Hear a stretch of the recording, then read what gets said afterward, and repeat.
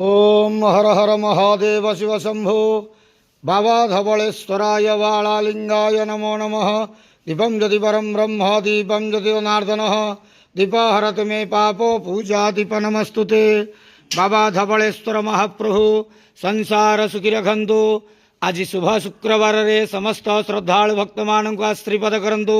मनस्कामना पूर्ण करंतु। कर्म क्षेत्र उन्नति करंतु। ग्रहरिष्ट खंडन करंतु। जगतर मंगल करंतु। विश्वर कल्याण करंतु। आपणकर नाम प्रकाश करंतु। सेवकर डाक श्रवण करंतु। समस्त गुआवसा भक्त मानकर मनस्कामना पूर्ण करंतु। बाबा धवलेश्वराय बालालिंगाय नमो नमः। संसार सुखी रखंतु आनंद के वार। हरि बोलो। आज शुभ शुक्रवार रे समस्त श्रद्धालु भक्त मानू श्रीपद करंतु आनंद के वार। हरि बोलो।